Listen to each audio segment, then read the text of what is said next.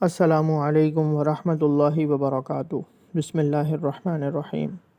کوئی جائز کام اٹک گیا ہو تو یہ وظیفہ کیجئے، انشاءاللہ اس سے آپ کا کام ہو جائے گا اور بہت فائدہ ہوگا۔ سورۃ الضحیٰ کی آیت نمبر 5 ہے، اس کو کثرت سے پڑھیں اور کوشش کریں کہ نمازوں کی پابندی لازمی کریں، 5 وقت کی نماز لازمی پڑھا کریں۔ اس سے فائدہ یہ ہوتا ہے کہ آپ کا ایک تو فرض سے ادائیگی ہو جاتی ہے اور دوسرا آپ کے کاموں میں خیر و برکت ہوتی ہے، اور پھر اس وظیفے کا بھی آپ کو بہت فائدہ ہوگا انشاءاللہ۔